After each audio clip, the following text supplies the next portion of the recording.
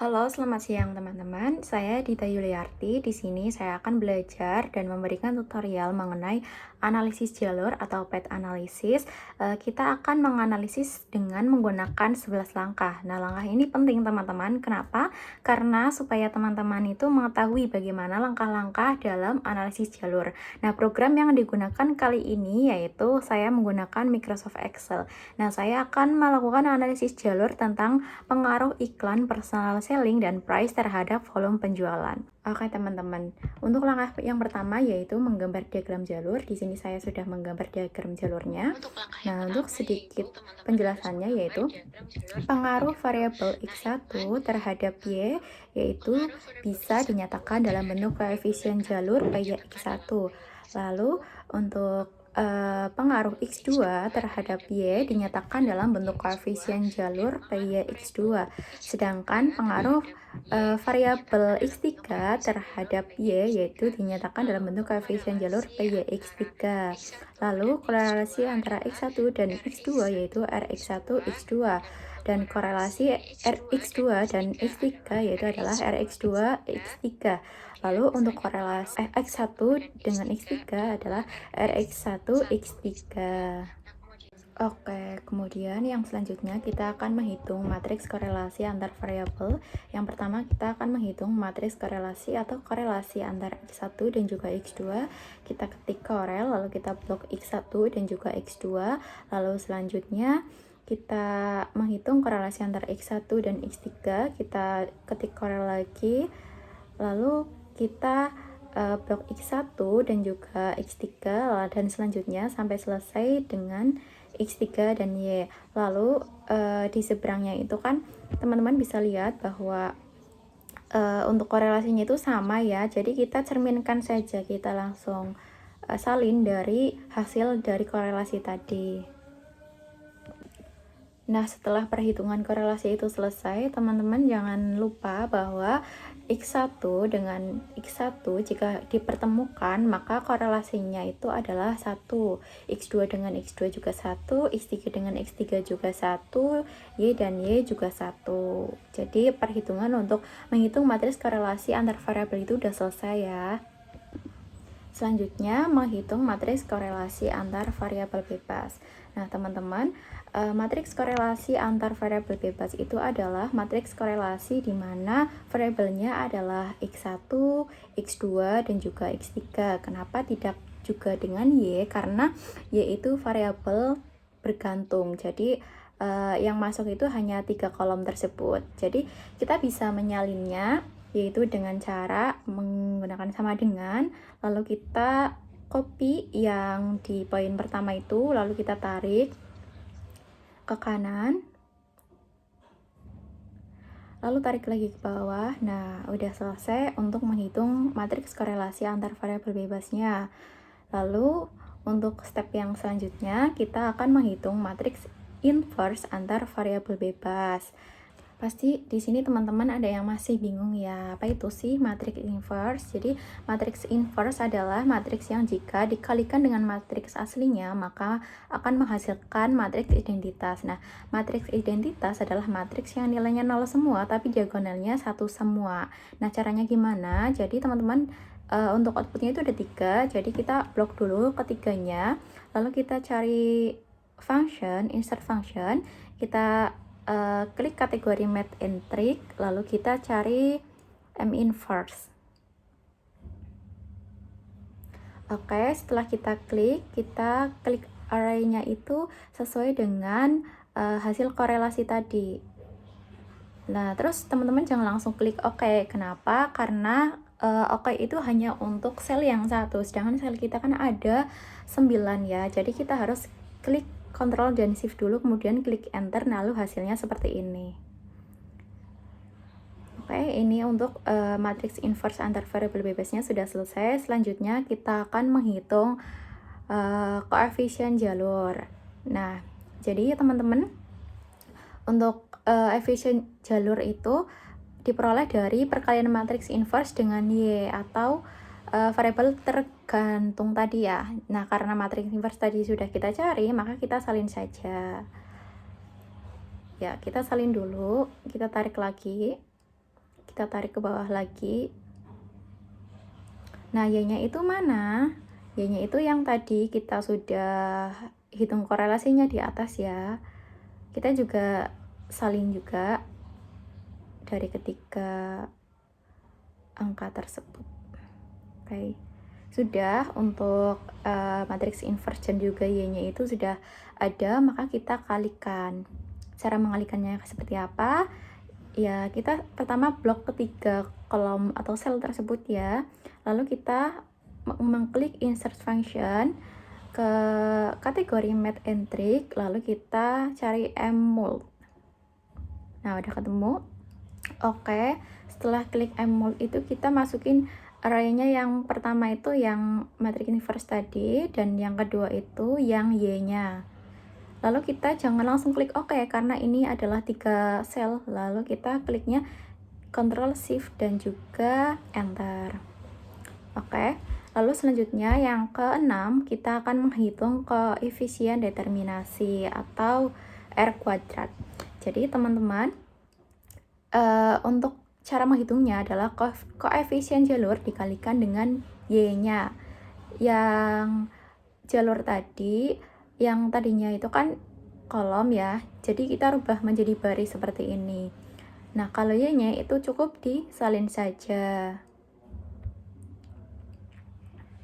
Nah, kita akan menyalin nih. Kan tadi juga udah ada tuh Y yang dari atas yang salinan, itu kita salin lagi aja ke bawah. Lalu kita menghitung perkaliannya sama seperti tadi, kita klik insert function, lalu kita cari mmold. Nah, karena ini selnya itu hanya 1, jadi kita langsung memasukkan kedua arraynya. Setelah itu langsung klik OK, nggak harus mencet Ctrl dan juga Shift. Oke, yang selanjutnya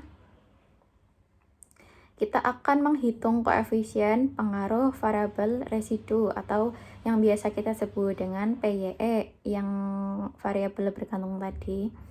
Nah, caranya itu sama dengan, lalu kita klik kode dari rata-rata di Excel adalah SGRT, lalu dalam kurung 1 min dari R2 tadi atau koefisien determinasi. Maka hasil dari PYE adalah 0,5799 atau jika dibulatkan menjadi 0,58.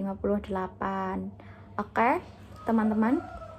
Selanjutnya, untuk langkah yang ke-8 adalah menguji ketepatan model menggunakan uji F-hitung. Nah, untuk hasil F-hitungnya kebetulan tadi sudah saya hitung terlebih dahulu. Rumusnya itu ada 20, itu dari hasil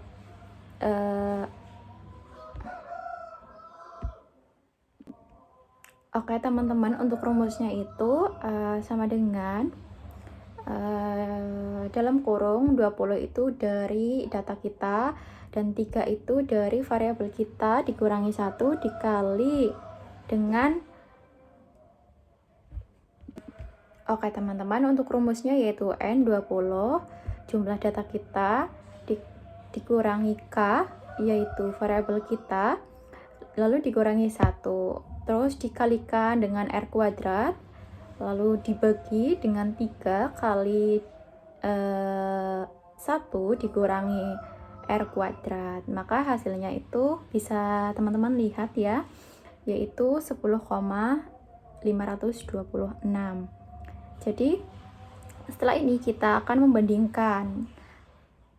membandingkan apakah lebih besar tabel F atau uji F.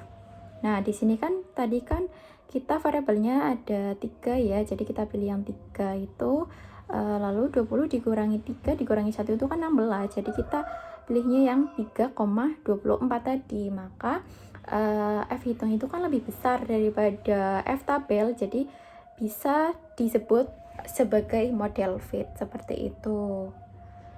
Teman-teman, selanjutnya kita akan menguji hipotesis atau uji T. Jadi teman-teman, yang pertama itu teman-teman masukkan PYX1 dibagi rata-rata di Oke, teman-teman, selanjutnya memasuki poin yang ke-9, yaitu menguji hipotesis atau uji T. Yang pertama kita akan memperlihatkan rumus dari TX1 ya, tadi sudah saya hitung terlebih dahulu. Mungkin jika teman-teman ingin mencoba bisa dicoba. Jadi untuk TX1 itu yang pertama sama dengan P ya X1 dibagi SQRT atau rata-rata 1 dikurangi R kuadrat dibagi C11. C11 itu apa sih? Nah, C11 itu nilai koefisien yang tadi sudah kita hitung. Nah, selanjutnya dibagi dengan 20 dikurangi 3 dikurangi 1 yang seperti tadi yang saya sebutkan, yaitu NK dan juga 1. Seperti itu. Nah, terus untuk hasilnya seperti ini yang di bawah, dan yang lain rumusnya juga sama, teman-teman. Oke, teman-teman, di sini kita memasuki perhitungan atau perbandingan. Apakah signifikan atau tidak hipotesisnya? Jadi dilihat dari perhitungan kita tadi kan yang nilai NK dikurangi 1 itu kan 16 ya. Lalu kita coba buka tabel T-nya. Nah, di sini kan kita menggunakan angka 0,05 dan di angka 16 itu hasilnya 1,74 atau 79 bisa dibilang. Lalu kita bandingkan apakah signifikan atau tidak ya. Nah, bisa dilihat bahwa untuk TX1 itu uji T-nya itu lebih besar daripada tabel T, maka signifikan. Nah, terus untuk TX2 itu lebih besar daripada tabel T, maka signifikan. Dan untuk TX3 itu lebih kecil, jadi tidak signifikan. Seperti itu. Nah, terus selanjutnya untuk yang ke-10 itu adalah melakukan trimming ya, untuk langkah ke-10 sebelum memasuki langkah ke-11. Jadi trimming itu diperlukan, trimming itu dilakukan apabila kita ingin memperbaiki model atau modelnya yang awalnya itu tidak fit jadi fit. Jadi caranya bagaimana? Caranya adalah dengan menghilangkan variabel yang tidak signifikan tadi yang di TX3, kemudian kita analisis ulang dari angka 1 sampai 9. Maka jika saya melakukan streaming atau trimming, teks ketiganya itu tidak saya ikutkan dalam analisis seperti itu. Kemudian kita analisis langkah 1 sampai 9. Tapi kali ini kita tidak melakukan trimming karena kita hanya ingin menguji hipotesis saja. Oke, teman-teman. Di sini kita memasuki ke langkah yang 11, yaitu menghitung pengaruh secara proporsional. Jadi sebelumnya tadi saya sudah isikan hasil-hasil dari korelasi dan perhitungan atau perkalian, dan hasilnya bisa dilihat, teman-teman. Nah, selanjutnya kita menghitung pengaruh-pengaruhnya. Yang pertama yaitu PYX1 dikali PYX1, itu hasilnya tadi 0,313. Lalu yang ke bawah itu juga dikalikan semuanya. Setelah hasil perkaliannya itu udah ada, nanti ketiga hasil tersebut itu ditambahkan. Setelah ditambahkan, kita hitung juga pengaruh X2, pengaruh X3. Lalu ketiga hasil tersebut kita tambahkan juga hasil total pengaruh X1, total pengaruh X2, dan total pengaruh X3-nya itu ditambahkan, lalu akan menghasilkan total pengaruh X1, X2, dan juga X3 terhadap Y atau R kuadrat. Oke, mungkin sekian tutorial dari saya. Mohon maaf jika terdapat kesalahan. Baik, terima kasih.